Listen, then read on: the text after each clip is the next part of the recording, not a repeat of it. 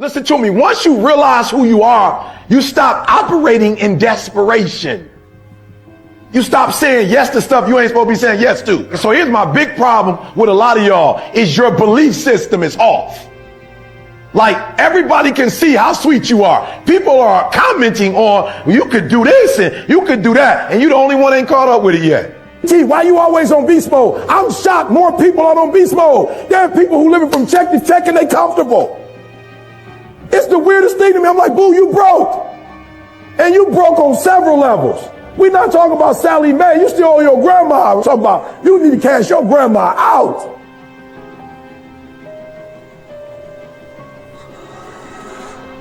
Listen to me, unless you number one in your industry, you shouldn't be chilling. And if you number one in your industry, you got enough common sense to know you better not be chilling. Every single day of my life, I feel like giving 120. Every single day. Somebody said yesterday, E.T., you gave 120. What you gonna do tomorrow? I said, I don't know. Give 140. I don't know, but I don't have days where I don't feel like it. Why? Because I'm counting on me. My wife's counting on me. My son's counting on me. I don't have days to waste.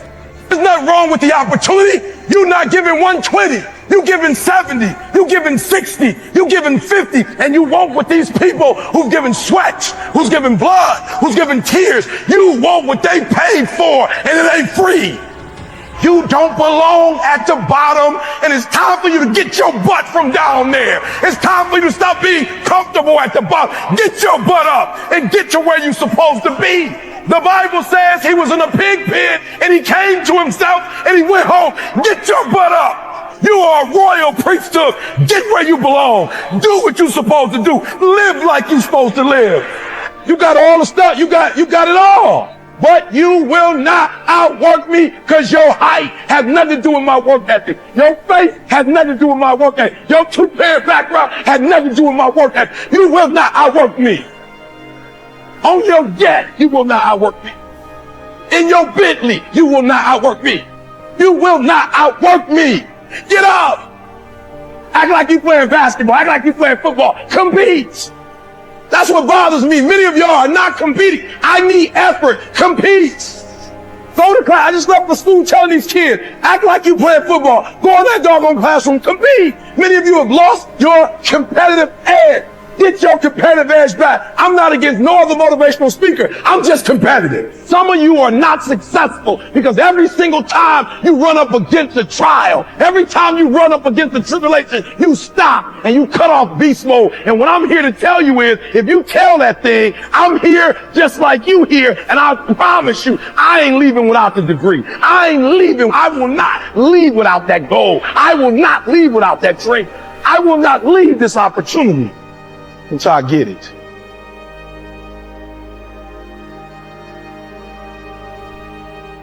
You don't punish yourself. Somebody said, E, you losing weight. I punish myself. I don't eat meat no more. That's a punishment. Because I remember when I was eating meat, I didn't look like this. I had to give something up to go up. What do you give up? When you don't make the 203 a day, do you not watch TV? That's your problem. You getting to watch TV and not make money and still survive. You got to hear what I'm saying. The reason why you broke is because you getting a reward and you ain't working. I'm not scared that some kid's going to take my spot. If he does, he's going to have to do it with sweat. He's going to have to do it with tears. He's going to have to do it with blood. He is going to have to get up at 2:30 in the morning. If he can get up every day at 2:30, he deserves to take my spot. Some people are taking your spot and they shouldn't take it, but because you're average, it's easy to take your spot. It's easy. It's easy to get to the place before you get there. It's easy to take that client before you get to him. It's easy. It's easy to beat you. Why? You average. Everybody wants to be a beast until it's time to do what beasts do. There's nothing that can stop me because my motives are pure. And the purer your motives are, that you guarantee yourself success. When you're doing stuff for yourself, you can't guarantee it's going to blow up. And no disrespect, but this is why I need you to get your motives have to be pure. This is why. Because what happens is for each motive is a different level of energy. And some of you have like big dreams, but your energy is like a AAA battery. Your battery got to be able to push that dream. If you got a big old dream, but you got a small engine, you're not going to be able to push it. If dreams were easy, everybody would make them happen. The problem is that most people, I watch most people, they can't get up in the morning. They ain't got no energy. I'm walking through the airport running almost. Most people that I'm with, they don't got the energy to keep up with me. I'm like, boo, ain't nothing wrong with you. You just ain't got the stamina. You just ain't got the energy. You can't smart everything. You can't outthink everything. Some stuff is just, you gotta be powerful. It's just some stuff that you gotta have stamina for. You just too slow. It just take you too long. You wake up, take you 3 weeks to do what it can take 24 hours to do. It don't make you a bad person, but you're going to forever be average, because to be great, you got to keep up. Today might not be the day, but soon it will be my day, and I will recycle my pain. Say, what do you mean, E.T.? You recycle your pain. I turn homelessness into a book. I turned my father not being in my life to a book. I turned an estranged relationship with my mom into a book. I turned being homeless into a book. I turned being a high school dropout into a bestseller. And not only do they sell it in America, they sell it across the world. What will you do with your pain? Will you let it break you, or will you let it redefine you? My son, my daughter, they drive me. What drives you?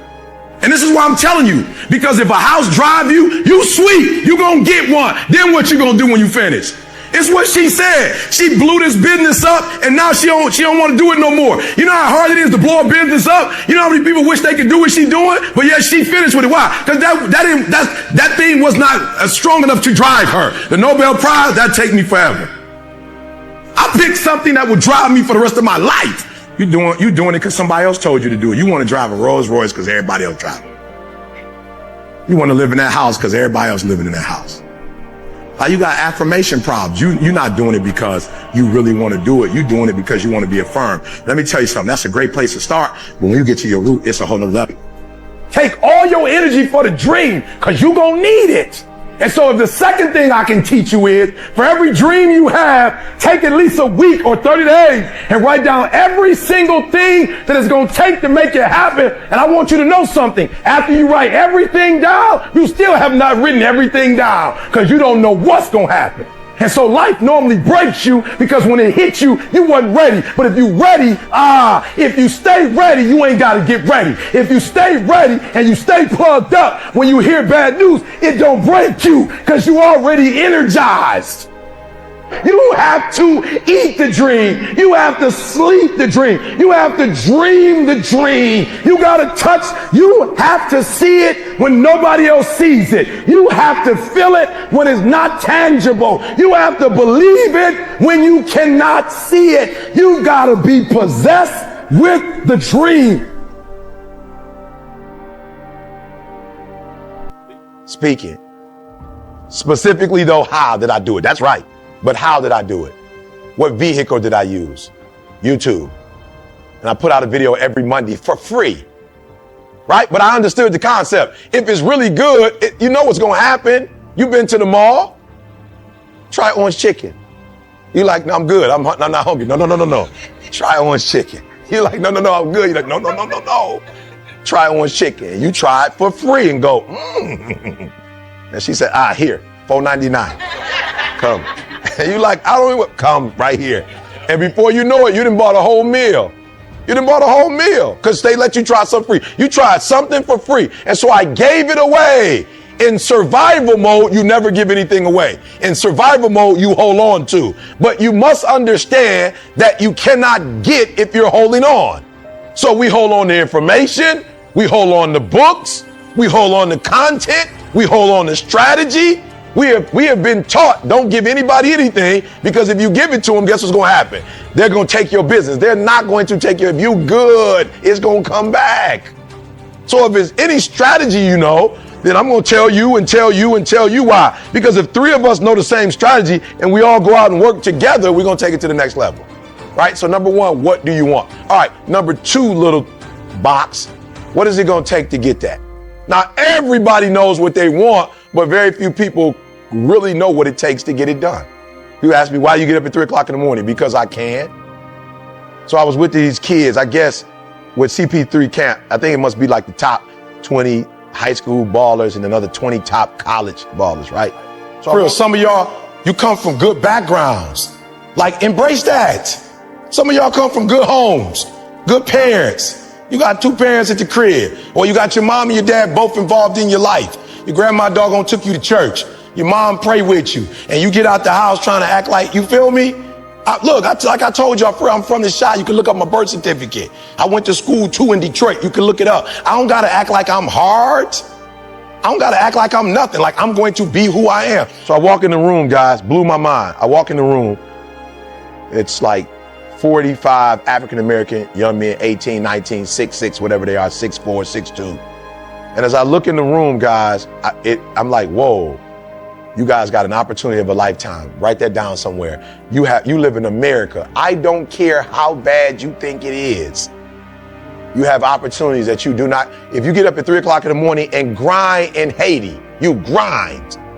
From 3 in the morning to 3 in the afternoon, you can't necessarily be a multimillionaire. Some places in Mexico, you still can't wake up and grind and still be a millionaire or make good money. You can't do it. The opportunities are not there. This is an opportunity of a lifetime. So I told the kids, you got 45 African-American males sitting in a room. I said, do you understand that if you were in this same building, in this same seat 200 years ago, what would have been the difference? Somebody talk to me. What would have been the difference? Same young men who are fighting for a chance to go to the NBA 200 years ago in that same seat, what would have been the difference? Oh, it would have been 45 African-American men sitting there. It would have been. But what would have been the difference? You understand that? So I told them, y'all got to understand, you get to go to the NBA. Your ancestors 200 years ago, they was about to go work in the field somewhere. So it's the same thing. They was getting drafted. It was the exact same thing. They looking at my man, how tall are you be? What can you do? All right, book, go work in the fields. I said 200 years later, Martin Luther King would have murdered me as a speaker. He was just born at the wrong time. He was born at the wrong time. You think if Martin Luther King was alive right now, I'm just looking at his robe, right? He would have had a swish sign on his robe or a jump man. He would have had a sponsor. He wouldn't have been that sweet without a sponsor. Every time he drank some water, it'd have been Gatorade or something. He would have had he'd had his own shoe. But unfortunately, Dr. Martin Luther King was alive in 1960 something when he was trying to fight for our rights. And so he was murdered. Imagine that would be crazy. Somebody murdered me, E.T. the hip hop preacher for speaking. I live in a different time. So we live in a time, guys, where we can make money. So we need to be doing what? Making money. We don't live in a time where we got a different bathroom. We go to the same bathroom. I can sit in first class now. Look, I was in first class the other day, and a lady, I sat down, it was an older white female, and she was just like, I can't sit here. And it was like, you can't sit there, what's wrong? His cologne.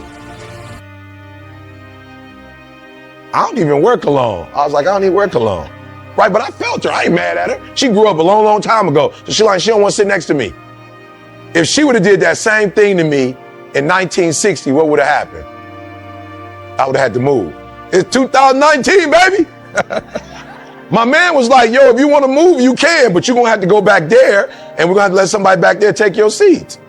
Listen to what I'm saying. We're not talking about this country. We're talking about the fact that the opportunities is for everybody, and we sitting here talking about this ain't right, this ain't right, this ain't right, that ain't right. Some of the stuff that we could say ain't right, but what am I doing? I'm waking up every day and doing what? I'm waking up every day and going after what? Money, opportunities. That's what I'm focusing on. My wife ended up getting MS. I didn't want her to work no more because we realized the stress that was killing her. So because I'm making money, my kids went to college for free. They don't even know what a FAFSA is. I could be sitting here talking about all the struggles and the worries and whatever. I'm not going to do that. I'm going to get out here and get these opportunities and make this money. Is that clear? What do you want? You can have whatever you want. I don't care if you're 20. How old are you? 20. Unbelievable. This is amazing. I mean, I just wish I would have been thinking like this at 20 on some entrepreneurship, trying to do sales. Like I wasn't thinking like that. 20 years old, the world is his, right? The world is literally his. 5, 6 years from now, he will be doing what's your name? Chase will be chasing his dreams and making money and changing the world. 20-year-old kid, what an opportunity. If he would have been born in a depression, he wouldn't have this opportunity, right? What was the years of the depression? I'm sorry. 30s, 20s, 30s. All right, I didn't do history well, I'm sorry. All right, but I know it was a depression, right? And so you would have had to like be selling little stuff on the streets. Now you get a chance to make however much money you want to make, all right? So number two, what does it take? Now, I don't have time to tell you everything it takes, but I'm going to tell you real quick one of the things that it takes. This is when you see this picture, somebody, okay, you know what I'm saying? When you see this, what is this right here, guys? What is this? What is this debate? Who's the best, right? Who's the best what? Good. Who's the best basketball player? Right? That's the debate. Can we go to the next one? This is not a debate. This is not a debate. This is not a debate. Michael Jordan went to 6 championships. He was 6-0 in the finals and won finals MVP every single time. This is not a debate. Not a debate. I don't know. They put 6-0. I don't know what that meant, but LeBron ain't 6-0. Like whoever put that up, call them and tell them, whoever edited that for me, that he's not 6-0. LeBron is what in the championship? 3 and what? 3 and 6 or 3 and 9. He's been 9 times. So 3 out of 9, right? Not 3 for 6, 3 for 9, right? So one thing we know right here, just by looking at these two guys, we don't know I don't know the debate who's the best player. I don't know that. I can't sit here and answer that. But I can tell you one of them played for a better what? Better team. I can tell you that.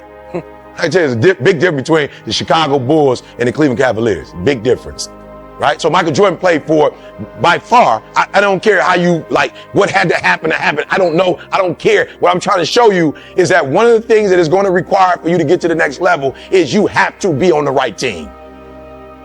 Facts. LeBron could probably be one of the greatest players that ever played the game. Perhaps. But he won 3 championships. Steph Curry already won 3. Go figure. Steph Curry already won 3. Draymond Green got as many as LeBron James. Draymond Green? You got as many championships as LeBron James? That don't even sound right. Harbor Solar, AT&T. To get to what you want, you must be on a team. You must be on a phenomenal team, not on some individual stuff. And a lot of you, because you're in survival mode, you on some individual stuff. Like, okay, somebody give me an example. When you come to work, what do I mean by individual stuff? You worried about, say it again? You worried about your thing. Good, what else? What else? You in survival mode. What else? Anybody? Harper, talk to me. What makes us not Michael Jordan and we LeBron James? We don't share our best practices. Good. What else? We don't encourage each other. We coming in just on whatever we're on. If we had a bad day, we on a bad day. We're on us. Good. What else? Keeping secrets. Your personal promotion. Right? Last time I checked, Kukos had a shirt. Last time I checked, he had a ring, right? He's not Michael Jordan, but he had a ring. Last time I checked, John Sally. I don't know if y'all know John Sally was on a 72 and 10 team. The team where they won 72, best ever record, 72 wins, 10 losses, and the championship. John Sally was on that team. He got a ring. He get to come when the Bulls celebrate. He's there. He's on the shirt. And so some of you are afraid that if you on a team, but you're not number one, you get the ring, you get the bonus check, you get the t-shirt. Everybody gets to go to the parade. Everybody go to the parade. Everybody's family get to go to the parade. And you're thinking that you could do more. Write this down. We can always do more together than we can apart. Always. You guys need to understand that you can do more as a team than you can do individually. Does that make sense? Good. Give me some more stuff before we go. Give me some more stuff that you do that's stopping y'all from being a team. We got 10 minutes with AT&T. Talk to me quickly. Training. Good. Not training, or somebody training, but they're not coming back and sharing with everybody else you're not bullet pointing for everybody else. Sharing. Good. What else?